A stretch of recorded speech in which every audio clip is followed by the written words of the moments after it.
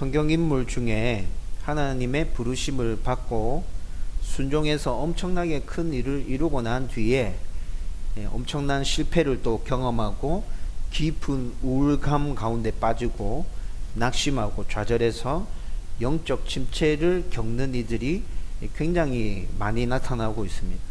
창세기 12장을 보면 여러분, 아브라함이 하나님으로부터 명령을 받죠. 본토 친척 아비 집을 떠나서 내가 너에게 지시한 땅으로 가라. 아브라함은 그 전에 하나님이 어떤 분인지 전혀 모르고 있는 상황에서 하나님의 음성이 그렇게 들려왔습니다. 하나님의 음성을 들은 아브라함이 진짜로 짐을 꾸리고 온 가족들을 다 데리고 하나님께서 지시하시는 가나안 땅으로 가죠. 여러분, 아브라함의 이 순종은 엄청난 거예요. 진짜 대단한 거예요. 곰곰하게 잘 생각해 보십시오. 그렇게 가나안으로 이주하고 난 다음에 엄청난 순종을 보여준 아브라함이 어떻게 합니까? 가나안에 기근이 들고 그 기근을 피해서 하나님의 말씀이 없음에도 불구하고 애굽으로 알아서 내려갑니다. 그리고 애굽에 내려가서 어떤 사고를 치죠? 사라가 자기 아내가 아니고 누이라고 거짓말하죠. 그래서 사라와 자기가 큰 공경에 처하는 그런 일들이 창세기 12장에 나타나 있습니다. 엄청난 순종을 보여준 아브라함이 한순간에 이렇게 또 이상한 모습을 보여주기도 한다는 거죠. 모세도 이런 모습이 나타납니다. 여러분, 출애굽기 17장을 읽어보면 마사에서, 또 마사 말고 다른 지명으로 무리바에서 물이 없어서 불평하는 이스라엘 백성들에게 하나님께서 반석을 가르쳐서 물을 내라고 말씀하시는데 모세가 너무 화가 나서 반석을 지팡이로 2번을 내리치죠. 그래서 물을 샘솟게 만듭니다. 그리고 난 다음에 하나님께서 이 일 때문에 모세에게 말씀하십니다. 너는 나의 거룩을 드러내지 않았어. 너는 가나안 땅에 들어가지 못할 거야. 여러분, 출애굽기 17장 말씀을 읽어보면 그냥 사건만 나타나요. 출애굽기 17장에서는 사건만 나타나는데 신명기 20장 12절 말씀에 가보면 하나님께서 분명히 모세가 한 행동에 대해서 무엇이 잘못됐는지 지적하면서 너는 나의 거룩을 드러내지 않았기 때문에 가나안 땅에 들어가지 못해 라고 말씀하시는 부분이 분명하게 나타나요. 여러분, 모세가 어떤 인물이죠? 하나님의 말씀에 또 순종해서 애굽의 바로로부터 이스라엘 백성들을 다 이끌어내서 엄청난 역사를 이루어낸 인물이 모세이잖아요. 10가지 재앙들, 홍해도와 구름기둥과 불기둥, 여러분, 이런 모든 하나님의 역사들이 모세를 통해서 나타났단 말이에요. 그런데 그 모세가 하나님의 거룩하심을 드러내야 되는 그 순간에 거룩하심을 드러내지 못함으로 이렇게 되는 사건도 성경에 기록되어져 있습니다. 여러분들이 잘 알고 있는 인물 다윗도 여기에서 피해갈 수 없는 인물이죠. 이스라엘이 굉장히 평안할 때 밧세바와 간음죄를 지음으로 깊은 영적 침체 가운데 들어가게 됩니다. 여러분, 다윗이 밧세바와 간음의 죄를 짓기 전에 그가 겪어왔던 수많은 사건들, 일들 여러분들 잘 알고 계시잖아요. 진짜 엄청난 위대한 하나님의 사람이었죠. 그런 그가 평안하고 진짜 여유로울 그 순간에 이렇게 타락하고 죄를 짓고 깊은 영적 침체 가운데 들어가게 된다는 것입니다. 여러분, 제가 지금 아브라함의 예를 들었고 모세의 예를 들었고 다윗의 예를 들었죠. 여러분, 이들뿐만이 아니라 성경에 나타나는 여러 인물들 찾아보면 이런 예를 들 수 있는 인물들이 너무 많다는 것입니다. 그런데 하나님은 이렇게 깊은 영적 침체 가운데 들어가고 하나님께 불순종하고 하나님을 떠나는 이들을 향해서 그러면 나도 너희들을 버릴 거야 라고 말씀하시는 것이 아니라, 이들을 그냥 이대로 가만히 내버려 두시는 것이 아니라 이들에게 찾아오셔서 위로하시고 회복시키시고 다시 하나님의 사명을 부여해 주시는 모습들을 우리는 또 발견할 수 있게 됩니다. 오늘은 우리 읽었던 본문을 통해서 엘리야에게 나타나는 이런 모습들을 한번 살펴보려고 합니다. 여러분, 성경에 많은 인물이 영적 침체기였을 때 위로하고 회복하시는 그 하나님, 그 하나님은 지금 우리가 믿고 있는 하나님과 똑같은 하나님입니다. 여러분, 이것이 무슨 말이죠? 우리도 영적 침체를 겪을 때가 있고 우리도 낙심하고 좌절해서 쓰러져 있을 때 분명히 있을 겁니다.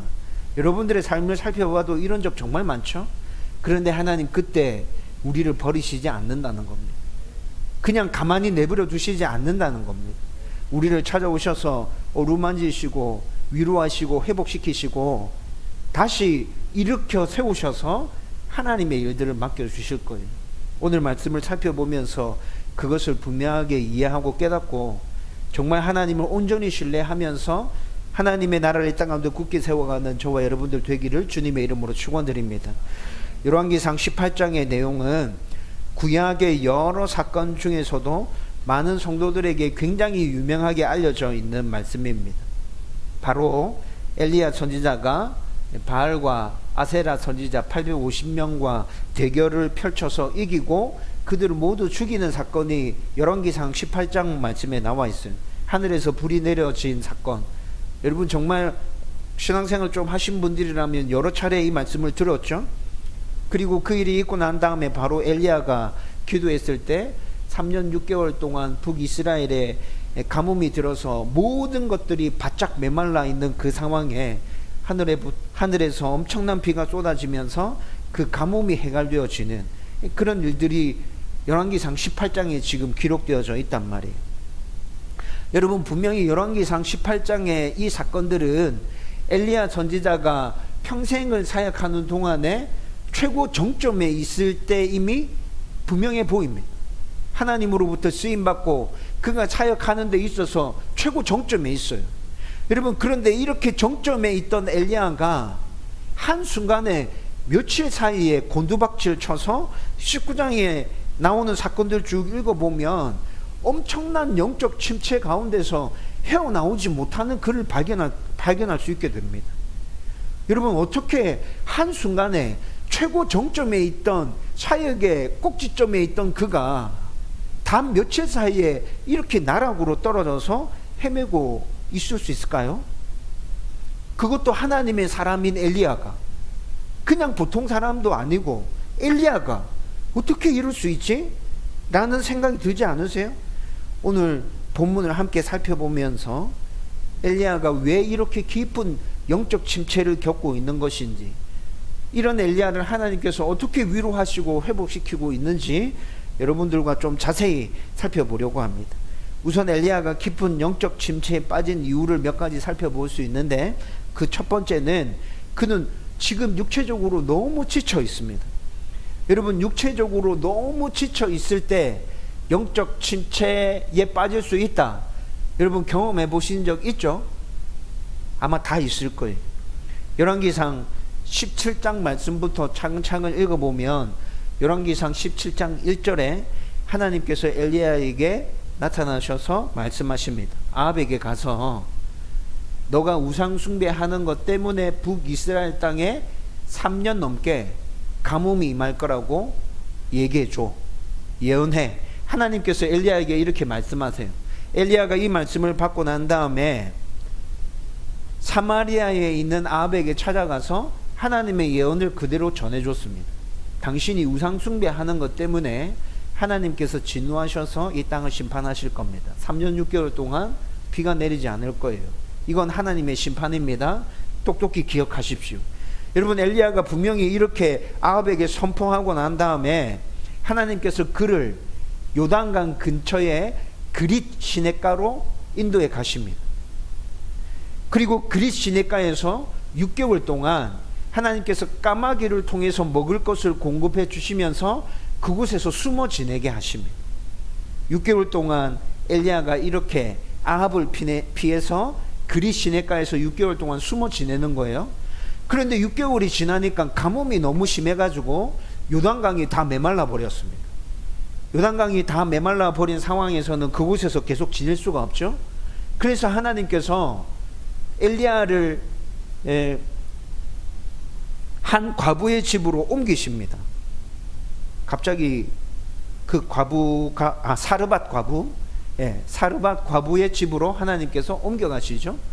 여러분, 사르밧 과부의 집으로 옮겨가셔서 그곳에서 또 3년을 숨어 지내게끔 만드십니다. 사르밧 과부를 통해서 음식과 물을 공급받으면서 그곳에서 3년을 지내는 것이죠. 여러분, 그런데 엘리야가 이렇게 그릿 시내가에서 6개월, 사르밧 과부 집에서 3년을 지내는 이 3년 6개월의 기간은 아합으로부터 일종의 도피를 하고 있는, 도망 다니고 있는 도피 생활인 것이죠. 여러분, 그 도피 생활이 지금 기간이 얼마였어요? 3년 6개월인 거예요. 여러분, 분명히 엘리야는 하나님의 음성을 받고 아합에게 가서 그대로 예언해 줬고 선포해 줬어요. 이 얘기를 들은 아합이 처음엔 별로 심각하게 생각하지 않았는데 가뭄이 점점 심해지는 것들을 보면서 엘리야, 이놈을 잡아야겠다. 이놈 잡아서 어떻게 해야 지금 이 가뭄이 해결될 수 있을 것 같아 라는 생각을 가지고 엘리야를 찾기 시작하거든요. 그런데 그 찾는 기간 3년 6개월 동안 하나님께서 이렇게 엘리야를 숨기고 계시는 거예요. 여러분, 그런데 하나님께서 이렇게 엘리야를 도피시키고 숨기고 계시지만 엘리야가 심적으로 겪고 있는 불안감은 어떤 것일까요? 초조하고 불안했을 거예요. 그렇죠? 하나님이 자기를 보호해 주시고 지켜주고 있지만 또 인간이 느끼는 그 초조함과 불안을 떨쳐낼 수는 없었겠죠. 그 불안함과 그 초조함들을 그대로 안고 3년 6개월의 도피 생활을 지금 하고 있는 거예요. 그러다가 3년 6개월이 지나서 18장에 들어와 보면 하나님께서 엘리야에게 새로운 말씀을 주십니다. 엘리야야, 이제 아합에게 가서 대결하자고 신청해. 그리고 바알과 아세라 선지자를 다 죽여. 하나님께서 이런 말씀들을 주시죠. 그래서 엘리야가 3년 6개월 만에 사르밧 과부 집에서 나와서 사마리아에 있는 아합을 다시 찾아가는 거예요. 다시 찾아가서 아합에게 정식으로 대결을 요청합니다. 그리고 난 다음에 갈멜산에서 그 대결이 펼쳐지죠. 여러분, 갈멜산에서 대결이 펼쳐지기까지, 하나님의 음성을 다시 받고 갈멜산에서 대결이 펼쳐질 때까지 정확하게 기간이 얼마 정도 이 기간이 지나가는지 성경에 분명하게 나타나지 않지만 제가 대충 생각해 보니까 최소한 정말 빨리 이 일들이 진행됐다 하더라도 한 일주일 정도는 시간이 흘러갔겠구나. 사르밧 과부 집에서 다시 사마리아에 있는 아합에게로 찾아가고 사마리아에 있는 아합 왕에게 대결을 신청하고 그리고 갈멜산으로 이동하고 난 다음에 바알과 아세라의 선지자들을 다 끌어모아야 됐었죠. 그런 기간들을 생각해 보면 최소한 이 사건이 빠르게 진행된다 하더라도 한 일주일은 지나갔을 것 같아요. 그런데 여러분, 엘리야에게 그 일주일은 어떤 느낌이었을까요? 하나님의 말씀이 다시 주어져서 순종함으로 움직이고 있는데 다시 그 아합을 찾아가서 대결을 신청해야 되는 그 엘리야, 그리고 그 모든 과정들이 준비되어지고 진행되어지고 있는 모습들을 보면서 엘리야의 마음 가운데 있는 그 두려움과 초조함과 그 불안한 마음들이 느껴지지 않으세요? 이렇게 해서 엘리야는 갈멜산의 대결을 준비했어요. 그리고 난 다음에 대결이 펼쳐지는 당일은 어떤 상황이 펼쳐집니까? 저쪽에 있는 지금 바알과 아세라 선지자 850명이 있습니다. 이쪽에는 누구와 함께 있죠? 엘리야 혼자. 저쪽에는 850명인데 이쪽에는 엘리야 혼자예요. 여러분, 저쪽에 850명만 있었을까요? 아합과 이세벨의 신하들, 궁중의 여러 사람들, 바알과 아세라를 섬기는 사람들 같이 있었겠죠? 제가 생각할 때는 적어도 몇천 명이에요. 저쪽은 몇천 명이 있어요. 근데 이쪽에 누구만 있어요? 엘리야 혼자만. 여러분, 이것이 지금 대결이 펼쳐지는 당일에 갈멜산에 펼쳐져 있는 모습이에요. 여러분, 이런 상황 가운데서 엘리야가 느끼는 그 심적인 압박감 상상이 되세요? 여러분, 엘리야는 이런 모든 상황들을 다 이겨내고 이 대결에서 승리하게 됩니다. 그리고 승리하고 난 다음에 또 어떤 일을 하죠? 이제 비를 내리게 하기 위해서 하나님께 간절히 기도하는 엘리야의 모습이 나타나요. 그런데 엘리야가 그렇게 기도할 때 엘리야의 기도하는 자세가 참 특이합니다. 성경을 읽어보면 18장 후반부에 말씀을 쭉 읽어보면 엘리야가 무릎을 꿇고 자기 머리를 무릎 사이에 집어넣었다고 성경이 얘기하고 있어요. 그리고 그렇게 해서 진짜 간절히 기도하거든요. 여러분, 이렇게 머리를 무릎 사이에 집어넣고 기도하는 것은 진짜 짧은 시간의 기도일지라도 자기의 온 진액을 다 쏟아내는, 하나님과의 깊은 교제 가운데로 들어가서 하나님께 자기의 속마음을 다 간구하며 드리는 그런 모든 힘들을 다 쏟아붓는 기도를 엘리야가 지금 하고 있다는 거예요. 여러분, 분명히 이 기도는 길지 않았을 거예요. 제가 생각할 때 짧으면 1시간 정도, 길면 한 2-3시간 정도 지속된 기도였을 거예요. 그런데 이 기도가 그렇게 진액을 쏟아내는 기도였다면 엘리야는 이 기도 한 번만으로도 자기 안에 있는 모든 에너지들을 다 소모했을 거라고요. 여러분, 예수님께서 겟셋마네 동산에서 십자가를 앞두시고 기도하잖아요. 흘러내리는 땀이 핏방울 될 때까지 그렇게 기도하시죠. 여러분, 예수님께서 기도하셨던 그 모습과 똑같이 엘리야도 지금 그렇게 기도하고 있다는 것입니다.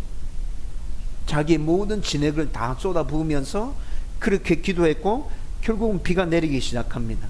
그리고 난 다음에 18장 마지막을 보면 그렇게 비가 올 것이라는 소식을 접하고 난 다음에, 어떤 상황들을 보고 난 다음에 엘리야가 아합에게로 내려가서 이스라엘로 빨리 피하십시오, 엄청난 비가 쏟아질 겁니다, 얘기해 주고 난 다음에 아합의 마차 앞에서 뛰어가기 시작합니다. 여러분, 갈멜산에서 이스라엘까지 대충 거리가 25km 정도 됩니다. 그런데 그 앞에서 지금 엘리야가 마차의 속도에 맞춰서 뛰어가고 있는 거예요. 여러분, 성경을 읽어보면 엘리야가 이렇게 뛰어갈 수 있었던 능력이 하나님께로부터 주어졌다고 말씀해 주고 있습니다. 25km 정도 되는 길을 이렇게 뛰어갈 수 있었던 거, 하나님께서 그에게 능력을 주셨기 때문이야. 분명히 성경은 이렇게 얘기하고 있어요. 그리고 아합이 이스라엘로 내려간 이유는 북이스라엘 왕의 겨울 별장이 이스라엘에 있었어요. 그래서 지금 그것까지 앞장서서 엘리야가 지금 길을 터주고 인도해 주고 있는 것이죠. 그런데 여러분, 25km를 마차의 속도에 맞춰서 뛰어간다는 거, 이거 보통 일입니까? 제가 지금은 좀 쉬고 있는데 봄, 여름, 가을에 조깅을 합니다. 한 번 뛸 때 한 5km 정도 뛰거든요. 손정일 집사님도 그렇게 뛰는 걸로 알고 있는데 속도 차이는 엄청납니다. 손정일 집사님은 엄청 빠르게 뛰고 저는 천천히 5km를 뛰어갑니다. 천천히 5km를 뛰어가는데 5km 다 뛰고 나면 진짜 집에 들어가면 그냥 쓰러져서 바로 그냥 자고 싶은 생각이 들어요. 5km를 한 번도 쉬지 않고 이렇게 다 뛰고 나면, 천천히 뛰는데도. 여러분, 25km를 마차의 속도에 맞춰서 뛰어간다는 건 사람의 능력으로는 할 수 없는 거예요. 그래서 하나님이 능력 주셨기 때문에 엘리야가 이렇게 뛰어갈 수 있었다는 것이죠. 그런데 여러분, 지금까지 설명해 드린 엘리야의 3년 6개월의 여정을 전부 다 종합해서 생각해 보십시오. 3년 6개월의 도피 생활, 갈멜산에서 바알과 아세라 선지자들과의 그 피말리는 대결들, 끝나고 난 다음에 진액을 쏟아놓는 그 간절한 기도들, 그리고 난 다음에 아합의 마차 앞에서 뛰어가면서 25km를 달려간 그 일들. 여러분, 이 모든 일들을 한번 생각해 보세요. 엘리야는 지금 육체적으로 완전히 탈진한 상태인 거예요. 완전히 탈진한 상태예요. 여러분, 이런 상황 가운데서 여러분, 일상적인 생활을 유지해 갈 수 있는 사람이 도대체 몇 명이나 되겠습니까? 이렇게 완전히 탈진한 상황에서 영적인 상태를 최상위로 끌어올려서 계속 유지할 수 있는 사람이 도대체 몇 명이나 될까요? 몸이 피곤하고 지치면, 병들면, 여러분, 아무리 내가 좋아하는 일이라 할지라도, 세상 사람들이 그렇게 좋아하는 돈이 되는 일이라 할지라도 내 몸이 힘들고 지치면, 피곤하면, 탈진하면 그 일들을 할 수 있나요? 하고 싶은데 안 움직여지는 거죠. 몸이 안 움직여져요. 돈 버는 거 너무 좋은데 몸이 안 따라가줘요. 안 돼요. 해낼 수가 없는 것이죠. 여러분, 이때는 그냥 무조건 쉬어야 돼요. 어떻게 할 방법이 없다는 거예요. 영적인 부분에서도 똑같습니다. 여러분, 영과 육이 분리되어져 있다 이렇게 생각하면 안 됩니다. 우리는 전인격적인 존재고 하나님이 우리를 보실 때 영 따로 육 따로 이렇게 보지 않고 영과 육이 하나로 결합되어져 있는 하나님의 자녀 손송은으로 하나님 바라보고 계신다고요. 여러분들 한 사람 한 사람을 하나님 그렇게 바라보고 계신다고요. 그런데 우리 육체가 지쳐서 탈진해 있는 상황이에요. 그러면 우리 영이 탈진해 있는 이 육체 때문에 견뎌낼 수 없다는 거죠. 같이 무너져 내린다는 것입니다. 두 번째, 엘리야가 깊은 영적 침체를 겪고 있는 이유는 몸이 피곤하죠. 몸이 피곤한 가운데 그의 감정까지도 문제가 생기면서 더 깊은 바닥으로, 수렁으로 내려가고 있다는 것입니다. 3절을 보면 엘리야가 이세벨의 협박을 전해 듣고 난 다음에 두려움에 사로잡혀서 도망갑니다. 두려움에 완전히 사로잡혔습니다. 여러분, 그런데 이 일이 불과 며칠 사이에 지금 일어나고 있는 겁니다. 다시 17장으로 돌아가 보십시다. 여러분, 제가 말씀드렸죠. 17장 1절에서 하나님께서 엘리야에게 말씀하셔서 사마리아에 있는 아합에게 가서 가뭄을 예언하고 하나님의 심판임을 얘기해 줬잖아요. 전해 줬잖아요. 그런데 17장 1절에서 사마리아에 있는 아합을 찾아갈 때 엘리야는 굉장히 담대했습니다. 하나님께서 가라 말씀하실 때 주저하는 모습이 나타나지 않았고요. 담대하게 찾아가서 그냥 하나님께서 전해주신 그 말씀을 온전하게 다 전달해 줬어요. 여러분, 이때도 여전히 아합과 이세벨은 힘을 가지고 있었어요. 어떤 힘을? 엘리야를 단번에 죽여버릴 수 있는 힘을 가지고 있었단 말이에요. 그런데 17장 1절에서는 담담하게 일을 해냈습니다. 그리고 이것뿐만이 아니라 그가 전하고 난 다음에 하나님께서 그릿 시냇가로 피신해서 숨어 지내게 하셨다 했죠. 그릿 시냇가에서 6개월 지낼 동안에는 혼자 지냈습니다. 아무도 없이 자기 혼자만 그릿 시냇가에서 지내면서 까마귀가 공급해주는 음식을 먹으면서 6개월을 지난 거죠. 여러분, 그런데 이때도 큰 문제 없었어요. 혼자 그렇게 지냈음에도 불구하고 담대하게 그 기간을 또 잘 견뎌내고 인내해서 지나갔단 말이에요. 그리고 난 다음에 혈을 단신으로 갈멜산에서 바알과 아세라의 선지자들과 함께 대결을 펼치라 말씀하실 때도 그것까지도 그냥 큰 문제 없이 다 순종해냈고 승리했고 하나님 살아계심이 분명히 그를 통해서 드러났어요. 누가 제일 강하게 느꼈을까요? 하나님 살아계신다. 하나님 능력 많으신 분이다. 진짜 전지전능하시다. 누가 가장 강하게 느꼈죠? 엘리야 자신이 가장 강하게 느꼈죠. 그런데 이런 모든 상황들에서는 담대하게 그 일들 다 해놓고 그렇게 엄청난 사건을 경험하고 난 다음에 불과 며칠 지난 후에 이세벨의 협박을 듣고 이세벨이 진짜 엘리야의 눈앞에서 막 죽여버리겠다고 달려드는 것도 아니고 이세벨이 그냥 협박했다는 그 이야기를 듣고 지금 엘리야가 한순간에 두려움에 사로잡혀서 이렇게 무너져 내리는 거예요. 여러분, 왜 이렇게 되는 거예요? 왜 이렇게 되는 것이죠? 육체적으로 너무 피곤해서 몸이 지쳐 있을 때 어떤 작은 것 하나라도 우리의 감정을 건드리게 되면 그 감정까지도 연쇄적으로 이렇게 무너져 내려버리게 되는 거예요. 엘리야의 영적 침체는 몸의 피곤함에서부터 시작되어서 감정까지로 연쇄적인 반응이 일어나면서 무너져 내리는 거예요. 여러분, 우리도 이런 경험들을 하지 않습니까? 내 몸이 너무 피곤할 때 누군가 옆에서 조그만 것 하나 탁 건드리면 어떻게 되죠? 폭발해서 팍 뭐가 튀어나오잖아요. 우리 집사람 너무 잘 압니다. 우리 집사람 진짜 너무 잘 알고 제 안에서 이런 모습들이 자주 나타납니다. 그래서 조심하려고 신경 쓰고 애를 씀에도 불구하고 이게 마음대로 잘 컨트롤 안 될 때가 진짜 많아요. 세 번째, 엘리야가 깊은 영적 침체 가운데 빠진 이유는 육체와 감정의 이유로 영적 침체에 빠지면서 그는 자기 스스로를 고립시키고 있습니다. 그리고 또 사실을 왜곡시켜서 더 심각한 상태로 자기를 몰아넣고 있어요. 여러분, 3절과 4절 말씀 보면 엘리야는 지금 이세벨의 협박을 듣고 두려움에 사로잡혀서 부엘세바까지 내려갑니다. 여러분, 부엘세바는 남유다 땅입니다.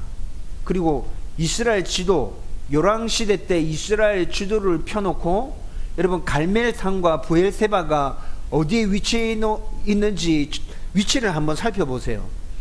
여러분 갈멜산은 북이스라엘의 거의 북쪽에 있습니다. 지중해 연안에 딱 자리 잡고 있거든요. 예, 지중해와 맞닿아 있는 북쪽의 끝이 갈멜산입니다. 브엘세바는 남유다의 제일 남쪽 하단에 있는 지명이 브엘세바입니다. 여러분 이 말이 무슨 말이에요?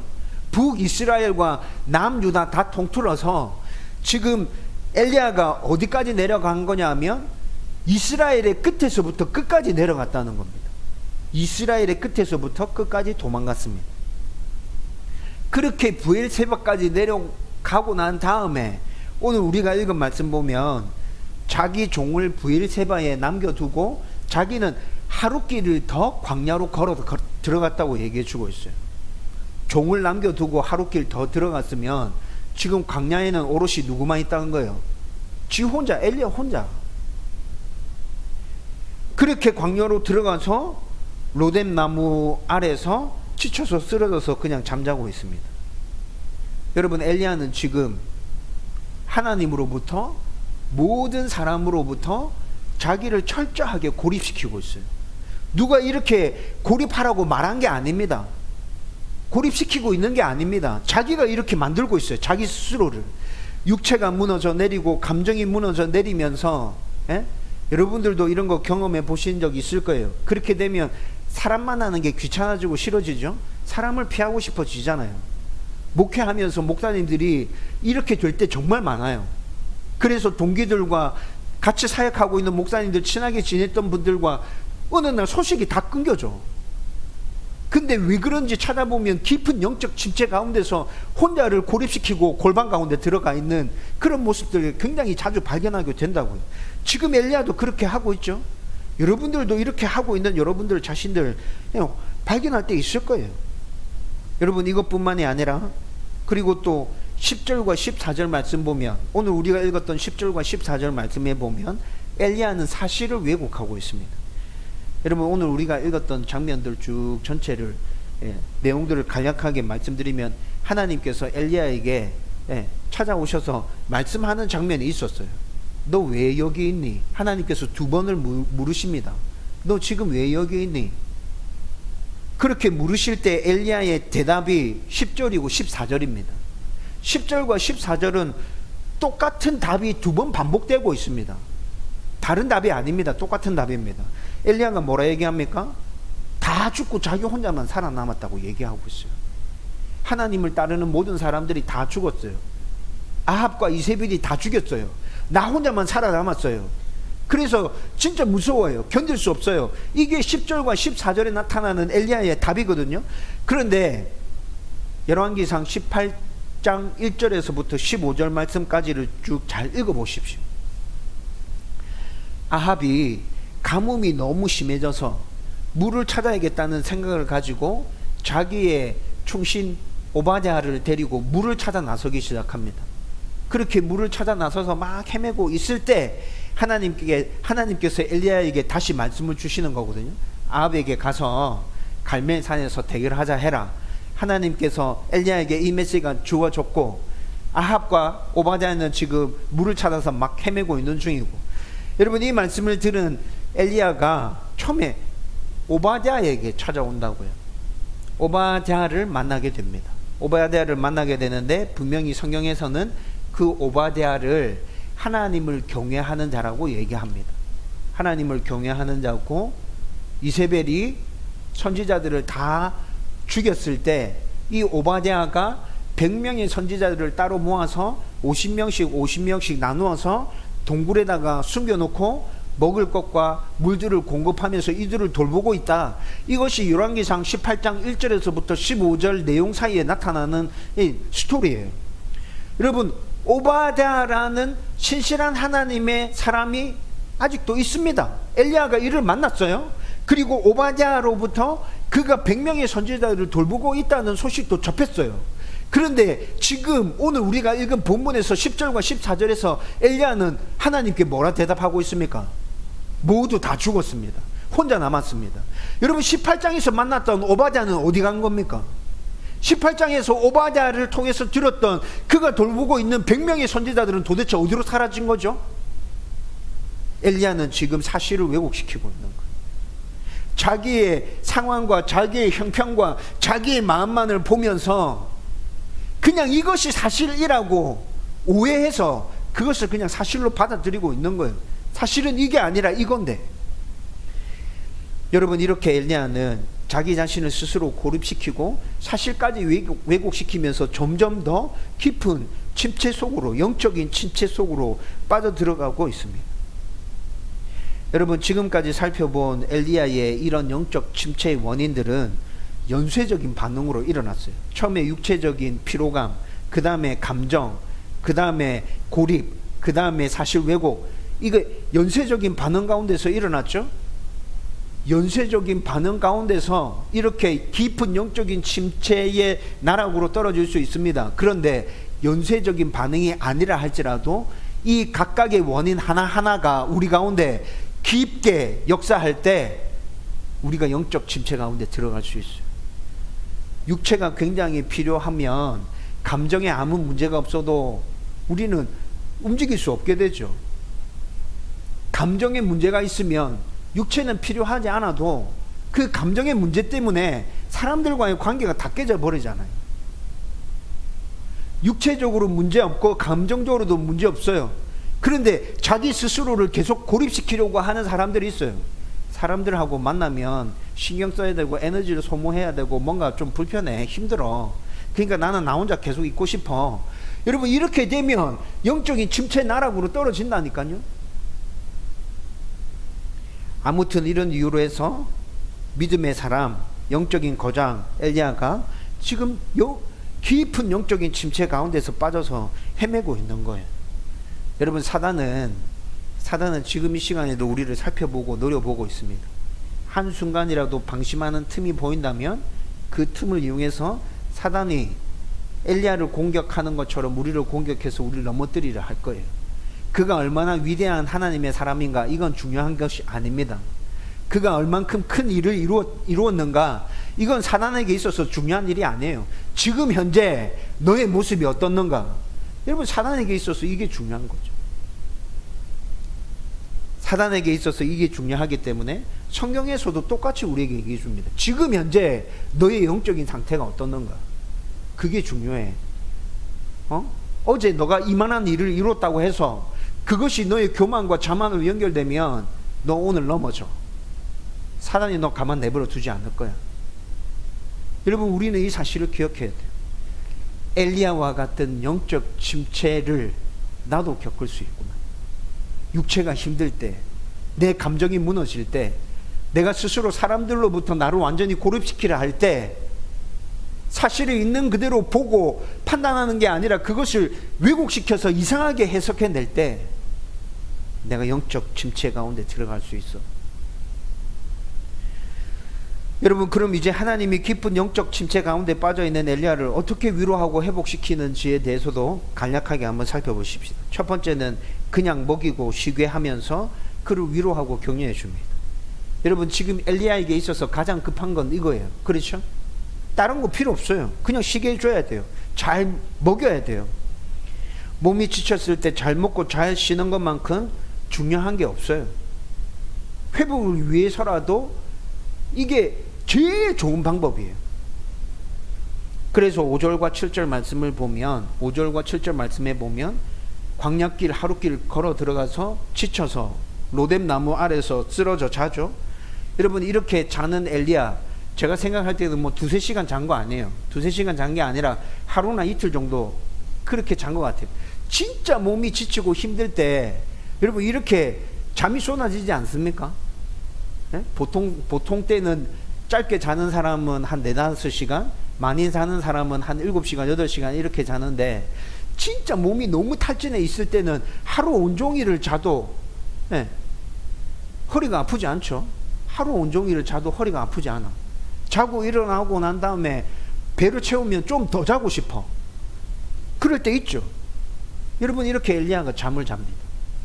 하루나 이틀 정도 자고 난 다음에 천사가 와서 어루만지면서 깨웁니다. 먹을 것을 먹이고, 그렇게 먹고 배불렀더니 또 피곤해서 또 쓰러져 잡니다. 그렇게 또 잠을 자는 거죠. 그리고 두 번째로 천사가 와서 또 어루만지며 깨웁니다. 여러분, 여기서 5절과 7절 말씀에서 제가 집중해서 눈에 탁 들어온 게 어루만지며입니다. 어루만지며. 천사가 어루만지며 엘리야를 깨웁니다. 근데 이 어루만지다라는 이 단어에는 히브리 원문으로 보면 두 가지 의미가 담겨져 있습니다. 악인들을 어루만진다 할 때는 심판을 뜻하는 겁니다. 근데 하나님의 사람 의인을 어루만진다 할 때는 분명히 이 어루만짐 안에 위로와 격려하는 의미가 담겨져 있습니다. 그런데 그 의미와 함께 좀 더 부각되는 의미가 뭐냐면, 하나님께서 이 사람에게 사명을 다시 회복시키시고 그 사명을 이룰 수 있는 능력을 북돋아 주기 위해서 어루만진다는 의미가 이 안에 담겨져 있습니다. 여러분, 그런데 그 똑같은 의미를 두 번을 담아서 천사가 와서 지금 엘리야를 어루만지고 있습니다. 하나님은 우리가 영적 침체 가운데 있을 때 절대로 우리를 혼내거나 원인을 분석해서 따지거나 우리를 가르쳐서 더 다음에 이런 일들을 겪을 때 잘할 수 있도록 그렇게 우리 가운데 접근해 오지 않습니다. 낙심과 좌절의 진짜 원인이 무엇인지 그 원인을 정말 제대로 잘 아시고 그 원인을 해결해 주시기 위해서, 그 필요를 채워 주시기 위해서, 우리의 부족함을 메워 주시기 위해서 그렇게 찾아오신다고. 그리고 우리의 사명을 다시 회복시키시고 다시 일어서서 하나님의 사명을 감당할 수 있는 능력을 더해 주신다는 것입니다. 여러분, 이렇게 하려고 하나님은 지쳐있고 낙심하고 좌절해 있는 엘리야를 떠나지 않고 곁에서 지키고 계시는 거예요. 계속해서 잠자고 있는 엘리야를 깨울 때만 어루만지고 있는 게 아니라 계속해서 그를 쓰다듬으면서 어루만지고 계신 거예요. 많이 지쳤지? 힘들지? 네 진짜 피곤했네. 그래, 푹 쉬어라. 그리고 다시 회복하면 좋겠다. 네가 다시 일어서면 좋겠다. 내가 너에게 부탁하는 거 이거 다시 너가 힘을 내어서 이룰 수 있으면 좋겠다. 하나님께서 잠자고 있는 엘리야를 계속 어루만져 주시고 계신 것입니다. 여러분, 하나님은 그리 시냇가에서 순종하는 엘리야에게 까마귀를 통해서 먹이셨죠? 보호해 주셨죠? 광야에서 불순종하고 있는 엘리야에게도 똑같이 까마귀를 통해서 그를 먹이면서 그를 돌봐주고 계신다는 거예요.